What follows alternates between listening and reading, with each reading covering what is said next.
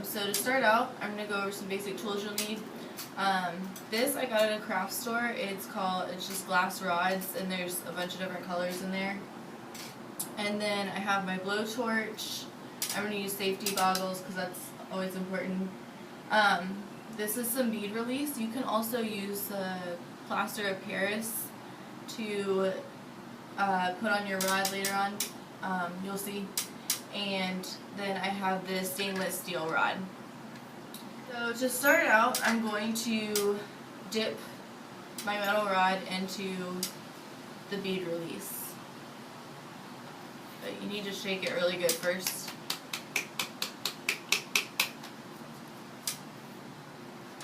Alright. So I like to stir it in there, just the top layer, and then get the whole way in, and then twist it as it comes out so you get a really thin layer on there. And it needs to dry. I kind of spin it so it gets, again, you want it to be thin, you don't want it to be thick. It kind of goes everywhere if you can't tell. So I'm going to let that dry for just a second.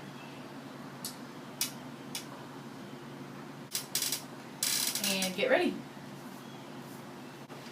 Alright. So safety glasses.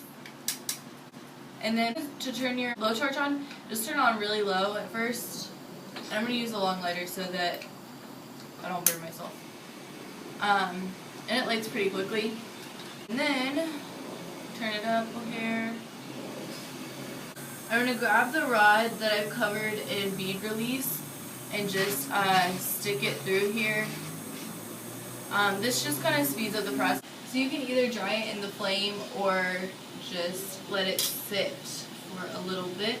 Then get your glass rod. Turn the flame up again. And you're just going to start putting it into the flame.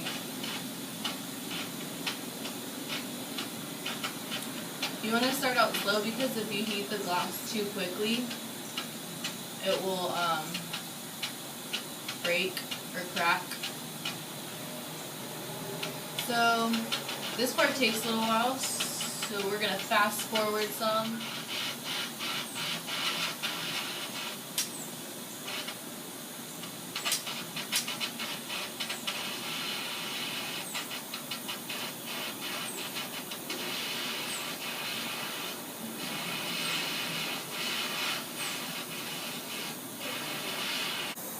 You can see now that it's starting to get red just on the tip right there, and it's starting to bend a little bit, and that's good. That's what you want it to do. That's what you'll use. Just wait till it really seems liquidy. I begin heating this a little, not too quick. I'm just going to wrap it around.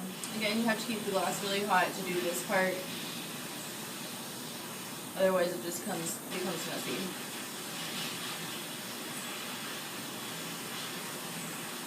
Alright, so I've already gotten it on there, and I kind of do an organic shaped bead, so it doesn't really matter what it looks like. And what you want to do at this point is just keep spinning it around.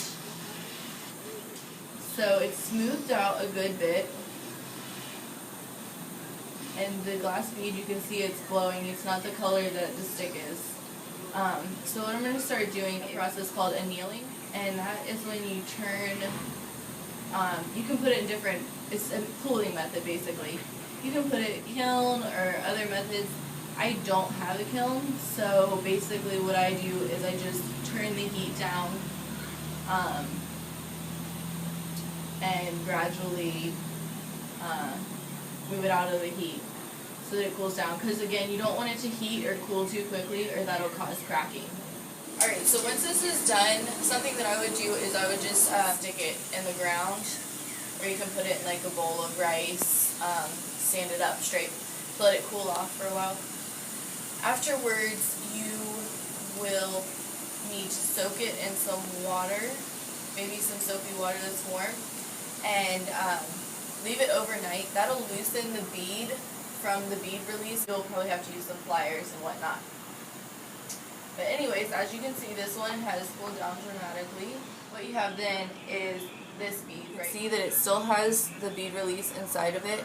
So what you would do at this point is just sand it down and edges off, and it'll come right off. But that is your finished product, so you can